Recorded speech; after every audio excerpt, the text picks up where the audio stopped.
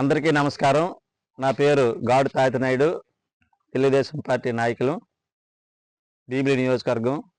అయితే గత 5 సంవత్సరాల కాలంలో ఏదైతే వైఎస్ఆర్ పార్టీ ప్రభుత్వం ఉందో కొన్ని అరాచకాలు చేయడం వల్ల ప్రజలు విరక్తి చెంది ఈ భీమిలి నియోజకవర్గంలో 92,000 అత్యధిక మెజార్టీ ఇచ్చి ప్రస్తుత శాసనసభ్యులు గంటా శ్రీనివాసరావు గారిని గెలిపించారు. అయితే ప్రస్తుతం భీమిలి నియోజకవర్గంలో వైఎస్ఆర్ పార్టీ పూర్తిగా ఖాళీ అయ్యే పరిస్థితి ఏర్పడింది. మరి మాజీ శాసనసభ్యులు అవంతి శ్రీనివాసరావు గారు కూడా పార్టీని వీడారు. ఆయన కూడా రేపు మాపో ఈ కూటమి ప్రభుత్వంలో జాయిన్ అవ్వడానికి సిద్ధంగా ఉన్నారు. మరి రీసెంట్లీ మార్కెట్ మాజీ కమిటీ చైర్మన్ వరాలరాజు గారు, అలాగే చాలామంది నాయకులు కూడా కూటమి ప్రభుత్వంలో జాయిన్ అవుతున్నారు. దీని అంతటికీ కారణం ఏంటంటే గత ప్రభుత్వం అనేక అరాచకాలు, రైతులను కానీ ప్రజలను కానీ అనేక ఇబ్బందులు పెట్టి భయభ్రాంతులు చేసింది. కాబట్టి ప్రజలందరూ కూడా వైఎస్ఆర్ పార్టీని నమ్మలేదు. కాబట్టి నాయకులందరూ కూడా తెలుగుదేశం పార్టీలో చేరడానికి సిద్ధంగా ఉన్నారు. కాబట్టి ఈ భీమిలి నియోజకవర్గంలో వైఎస్ఆర్ పార్టీ పూర్తిగా ఖాళీ అవుతుందని మా విశ్వాసం. నా పేరు రఘురామరెడ్డి అండి, అడ్వకేట్ అండి. నేను భీమిలి నియోజకవర్గం అండి. ఈరోజు కూటమి పార్టీ చంద్రబాబు నాయుడు గారు, పవన్ కళ్యాణ్ గారి అధ్యక్షతన నడుస్తున్నటువంటి కూటమి పార్టీలో బీజేపీ పార్టీ కలిపిన కూటమి పార్టీ అభివృద్ధి పదాన్ని చూసి ప్రజలు, నాయకులు, అలాగే స్వచ్ఛందంగా వైసీపీ పార్టీ నాయకులు, వైసీపీ కార్యకర్తలు కూడా స్వచ్ఛందంగా వచ్చి తెలుగుదేశం పార్టీ ఈరోజు పార్టీ అభివృద్ధిని చూసి, ప్రభుత్వ అభివృద్ధి పథకాలను చూసి స్వచ్ఛందంగా వచ్చి పార్టీలో చేరడం జరుగుతుంది. ఇదే కొనసాగించినట్లయితే మరికొద్ది రోజుల్లో భీమిలి నియోజకవర్గంలో వైఎస్ఆర్ కాంగ్రెస్ పార్టీ భూస్థాపితం జరగడం ఖాయంగా కనిపిస్తుందండి. నా పేరు దంతులూరి అప్పలనరసింహరాజు. నేను భీమిలి పార్టీ టీడీపీ పార్టీ అధ్యక్షుల్ని. ఈరోజు మీరు చూస్తే జగన్ నిన్న ఏదో 2.0 చూస్తాను, అది చూస్తాను అని ప్రలోభాలు పలుకుతున్నారు. కానీ ఇక్కడ కింద పరిస్థితి చూస్తే ఎప్పుడు డోర్లు తెరిస్తే, టీడీపీ డోర్లు ఎప్పుడు తెరిస్తే ఎప్పుడు జాయిన్ అయిపోదాం అన్న పరిస్థితి ఇక్కడ నెలకొని ఉంది. కాబట్టి అతను ఊహల్లో మానేసి జనాల్లో తిరిగి సమస్యల మీద మాకు ఏదైనా అవగాహన కల్పిస్తే దాన్ని సరిదిద్దుకోవడం కూడా మేము రెడీగా ఉన్నాం. ఇప్పుడు జరుగుతున్న సిమెంట్ రోడ్లు కానీ, అభివృద్ధి పనులకి, అలాగే సంక్షేమ పథకాలకి ఆల్రెడీ గ్యాస్ కానీ ఇవన్నీ ఇవ్వడం కూడా జరిగింది. రేపు ఉగాది నుంచి ఉచిత బస్సు కూడా ప్రయాణం మహిళలకి కల్పిస్తున్నారు. కాబట్టి అలాగే జూన్లో తల్లికి వందనం కూడా పడబోతుంది. ఇవన్నీ చూసి ఇక్కడ ఉన్న నాయకులు కూడా నిన్న కూడా కొంతమంది భీమిలి టీడీపీలో జాయిన్ అవ్వడం జరిగింది.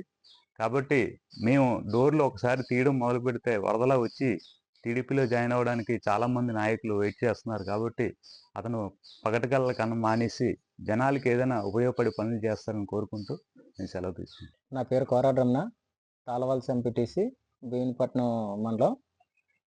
మన కూటమి ప్రభుత్వం వచ్చిన తర్వాత ఎన్నో అభివృద్ధి కార్యక్రమాలు, సంక్షేమ పథకాలు ఇవ్వడం జరుగుతుంది. ఇందులో భాగంగా రోడ్లు, కాలువలు అనేవి ముందుగా చేయడం జరుగుతుంది. అలాగే మండలాల్లో కానీ, పట్టణాల్లో కానీ ఎన్నో అభివృద్ధి కార్యక్రమాలు మొదలు పెట్టడం జరిగింది. ఈ అభివృద్ధిని చూసి వైసీపీ పార్టీలో ఉన్న కొంతమంది సీనియర్ నాయకులు, కార్యకర్తలు కూటమి ప్రభుత్వంలో భాగమైన టీడీపీ, జనసేన, బీజేపీలో జాయిన్ అవ్వడం జరుగుతుంది. అలాగే రానున్న కాలంలో చాలామంది ఆ పార్టీని వీడి కూటమి ప్రభుత్వంలో భాగమైన ఈ 3 పార్టీల్లో జాయిన్ అవ్వడానికి సిద్ధంగా ఉన్నారు. కనుక గత ప్రభుత్వంలో ఓన్లీ పథకాలు వెరవేసి అభివృద్ధిని గాలి కొదిలేశారు. అలాగే రాష్ట్రాన్ని సర్వనాశనం చేశారు ఈ వైసీపీ ప్రభుత్వం. అంటే జనాలకి ఏదో డబ్బులు వెరవేసి, అంటే రూపాయి ఇచ్చి 100 రూపాయలు తీసుకునే కార్యక్రమాల్లాగా ఆ గవర్నమెంట్ మొదలుపెట్టి రాష్ట్రాన్ని సర్వనాశనం చేసింది. ఇప్పుడు ఏంటంటే ఈ అభివృద్ధిని చూసి ఆ పార్టీలో ఉన్నోళ్ళు మొత్తం ఆ పార్టీని ఖాళీ చేసి ఈ కూటమి ప్రభుత్వంలోకి రావడానికి సిద్ధంగా ఉన్నారు. ఈ భీమిలి నియోజకవర్గంలో రానున్న కాలంలో పూర్తిగా వైసీపీ అనేది ఖాళీ అయిపోతుంది. భీమిలిపట్నం నియోజకవర్గం తెలుగుదేశం పార్టీ కుటుంబ సభ్యులందరికీ నా తరపున ప్రత్యేక ధన్యవాదాలు తెలుస్తున్నాను. నా పేరు KSM Sudhakar, అడ్వకేట్ని, వైఎంసిఎస్ sub regional vice చైర్మన్ని. మరి భీమిలి నియోజకవర్గం అభివృద్ధి చెందాలనే కోరుకునే మొదటి వ్యక్తిని నేను. అయితే ఈ కూటమి ప్రభుత్వం వచ్చిన తర్వాత ఎప్పుడూ లేనంత బలంగా ఈ మూడు పార్టీలు కలిపి పనిచేస్తున్నాయి. ఒక కుటుంబంలాగా చంద్రబాబు నాయుడు గారు ఏంటి, లోకేష్ గారు ఏంటి, పవన్ కళ్యాణ్ గారు ఏంటి, మోడీ గారు, అమిత్ షా గారు, వీళ్ళ నాయకత్వంలో కూటమి ప్రభుత్వం బలంగా పనిచేస్తుంది. మన భీమిలి వరకు చూసుకుంటే గత 2014 నుంచి 19 వరకు గంటా శ్రీనివాసరావు గారు పలు అభివృద్ధి కార్యక్రమాలు చేశారు. ఎక్కడ ఎవరు ఏది అడిగినా, ఏ నాయకుడు అడిగినా ఫైనాన్షియల్ గా కూడా ఏమీ లేదనకుండా అందరికీ అన్ని రోడ్ల గురించి, బిల్డింగ్స్ కానీ, మరి భవనాల గురించి కానీ అన్ని విషయాల్లో చాలా ప్రత్యేక శ్రద్ధ తీసుకొని పట్టుదలగా చేశారు. కాబట్టే మరి ఈసారి కూటమి ప్రభుత్వంలో గంటా శ్రీనివాసరావు గారిని 92,000 మెజార్టీ మీద గెలిపించారు. నిన్న నాకు తెలిసిన సమాచారం, నిన్న ఆనందపురంలో కొంతమంది సభ్యులు, పెద్దలు, నాయకులు కలిసిన తర్వాత ఇంకా చాలా మంది ఒక్కసారి గంటా శ్రీనివాసరావు గారు మాతో మాట్లాడితే చాలు మేము పార్టీలోకి వచ్చేయడానికి సిద్ధంగా ఉన్నామని వైసీపీ ప్రభుత్వం ఉన్న గతంలో పనిచేసిన వాళ్ళు చాలా మంది, విసిగి చెందిన వాళ్ళు చాలా మంది ఈరోజు గంటా శ్రీనివాసరావు గారి పిలుపు కోసం ఎదురు చూస్తున్నారు. ఇలా ఉండగా 3 మండలాల్లోని గత వైసీపీ ప్రభుత్వంలో అన్యాయం అయిపోయి న్యాయం జరక్క వాళ్ళు చేతిలో డబ్బులు తగలబెట్టుకొని పార్టీ ఇవాళ ఒక క్రికెట్ టీం పరంగా 11 సీట్లు మాత్రమే, క్యాప్టెన్ 10 మంది కలిపి 11 మంది మిగిలారు. అందులో రైట్ హ్యాండ్ విజయసాయిరెడ్డి గారు చేసిన అక్రమాలు ఇన్ని అన్ని కాదు. బీచ్ రోడ్లు అంతా కొంతమంది ల్యాండ్ గ్రాబర్స్తో కలిపి దోచుకున్నారు. 150 సంవత్సరాలు సిబిసిఎన్సి ప్రాపర్టీని ఎవరు ఏమి చేయలేపారు, ఎవరు రాలేపారు. రేపు 26కి 150 సంవత్సరాలు.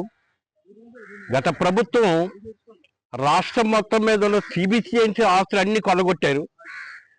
నేను ప్రభుత్వాన్ని ఒకటే డిమాండ్ చేస్తున్నాను, రిక్వెస్ట్ చేస్తున్నాను, త్రూ గంటా శ్రీనివాసరావు గారి ద్వారా ఏవైతే గత 5 సంవత్సరాల్లోని సిబిసిఎన్సి ఆస్తులు భీమునిపట్నం, బొబ్బిలి, కాకినాడ, ఉయ్యూరు, విశాఖపట్నం, ఇల్కరెస్ట్ ఇలాగా చూసుకుంటే కొన్ని 100,000 కోట్ల తాలూకా భూములు కబ్జా చేశారు. మరి గవర్నమెంట్ ఆల్రెడీ అందరూ లోకేష్ గారి దృష్టిలో నమ్మకంతో ఆయన దృష్టిలో పెట్టాము. మేము ఎంక్వైరీ పంపిస్తే రెవెన్యూ డిపార్ట్మెంటు, పోలీస్ డిపార్ట్మెంటు ఏదో నామకరణంగా చేస్తుంది.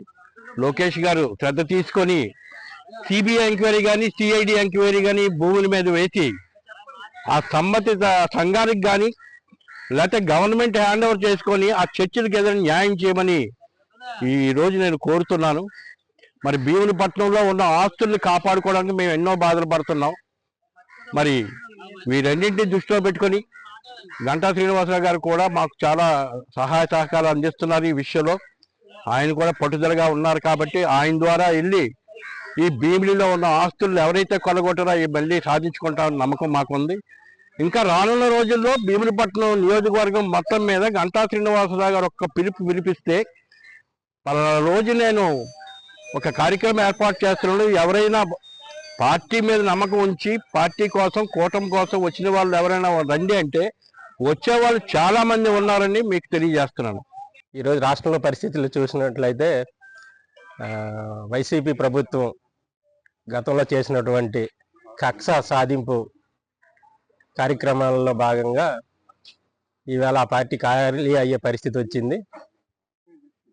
ఎందుకంటే భవిష్యత్తు కూడా ఆ పార్టీకి లేదనేది ఆ పార్టీ నాయకులు, కార్యకర్తలు గమనించి ఎన్నికల తర్వాత కూడా చాలామంది ఆ పార్టీ ఖాళీ చేసి కూటమి ప్రభుత్వంలో చేరడం జరుగుతుంది. అలాగే భీమునిపట్నం నియోజకవర్గంలో కూడా ఈ మధ్య కొంతమంది కొండ వేసుకోవడం జరిగింది. ఇంకా చాలామంది ఉన్నారు. కాకపోతే ఇక్కడ ఖాళీ లేక వాళ్ళని ఇంకా తీసుకోలేదు. కానీ ఇక్కడ డోర్లు తెరిచినట్లయితే మొత్తం ఈ నియోజకవర్గంలో వైసీపీ ఖాళీ అయ్యే పరిస్థితి కనిపిస్తుంది. గాడు వెంకటనారాయణ, సర్పంచ్ సింగన బంద. ఈవేళ రాష్ట్రంలో పరిస్థితులు, దేశంలో పరిస్థితులు కూటమికి అనుకూలంగా కనిపిస్తున్నాయి. దేశమంతటా ఈ 24 అసెంబ్లీ పార్లమెంట్ ఎన్నికల తర్వాత దేశమంతటా ఈ కూటమి విజయం పరంపర కొనసాగుతూ ఉన్నది. హర్యానాలో గెలిచాం ఈ కూటమి ప్రభుత్వం. అలాగే మహారాష్ట్రలో పార్లమెంట్లో ఓడిపోతే అసెంబ్లీకి బంపర్ మెజార్టీతో గెలుపొందడం జరిగింది. కాబట్టి దేశమంతటా ఏ పార్టీ కూడా ఈ కూటమి ప్రభుత్వాన్ని వ్యతిరేకించినటువంటి పార్టీలకు ఈ దేశంలో వాళ్ళకి భవిష్యత్తు లేదని మనకి కనిపిస్తూ ఉన్నది. అందుకని ఈ రాష్ట్రంలో వైసీపీలో ఉన్నటువంటి నాయకులు తెలుగుదేశం పార్టీలో జాయిన్ అవుతూ ఉండడం మనం చూస్తున్నాం. వాళ్ళకి భవిష్యత్తు లేదు. గత ఈ రాష్ట్ర ముఖ్యమంత్రి వర్యులు చేసినటువంటి జగన్మోహన్ రెడ్డి తనకు భవిష్యత్తు లేదని తెలుసుకొని ఈ స్థానిక నాయకులు, నిన్ననే మనం చూసాం వరహాల రాజు వారి అబ్బాయి తెలుగుదేశం పార్టీ మన స్థానిక నాయకులు గంటా శ్రీనివాసరావు గారి నాయకత్వంలో జాయిన్ అవడం జరిగింది. కాబట్టి ఇవాళ ఈ రాష్ట్రంలో ఇచ్చాపురం నుంచి హిందూపురం వరకు ఈ వైసీపీ నాయకులందరూ జాయిన్ అవటం మనం కనిపిస్తూ ఉన్నది. కాబట్టి వీళ్ళకి ఈ రోజు కాదు, గత ప్రభుత్వంలో ఉన్నటువంటి జగన్మోహన్ రెడ్డి 30 సంవత్సరాలు కాదు, ఈ 5 సంవత్సరాలు ఆయనకి ఎక్కువ. కాబట్టి ఆయనకి భవిష్యత్తు లేదు, విదేశాలకు వెళ్ళిపోవడం ఖాయం. కాబట్టి వాళ్ళ మంత్రివర్గంలో ఎవరైతే ఉన్నారో వాళ్ళు చాలా మంది అవినీతి పరులు.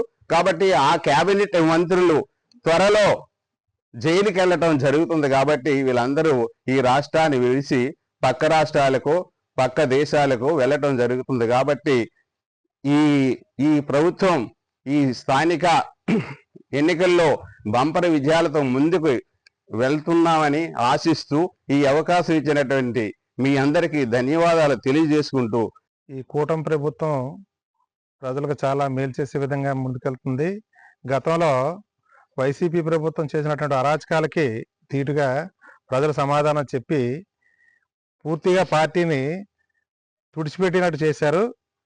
ఒక 5గురితో రాష్ట్రాన్ని అంతటినీ పరిపాలన చేసినటువంటి జగన్మోహన్ రెడ్డికి సరైనటువంటి బుద్ధి చెప్పి ప్రజలకి మంచి గుణపాఠం చెప్పారు. ఈ నియోజకవర్గానికి చూసినట్టయితే గతంలో ఎప్పుడూ లేనటువంటి మెజారిటీ 93,000 మెజారిటీ ఇచ్చారంటే అది వైసీపీ ప్రభుత్వం అంటే చేసినటువంటి అరాచకాలు ఎంత ఘోరంగా ఉన్నాయో ప్రజలందరూ తెలుసుకొని తగినటువంటి గుణపాఠం చెప్పారు. ఇంకా భవిష్యత్తులో ఈ పార్టీ అసలు కోలుకునే పరిస్థితి అయితే లేదు. ఇక్కడ ఉన్నటువంటి అన్ని పార్టీల నాయకులు తెలుగుదేశం కూటమి వైపు వచ్చే అవకాశం ఉంది. ఇక వైసీపీ పార్టీకి మనుగడ అనేది లేదు. మరిన్ని వీడియోస్ కోసం ఛానల్ ని సబ్స్క్రైబ్ చేయండి. లేటెస్ట్ అప్డేట్స్ కోసం వాట్సాప్ ఛానల్ ని ఫాలో అవ్వండి. ఆ లింక్ డిస్క్రిప్షన్ లో ఉంది.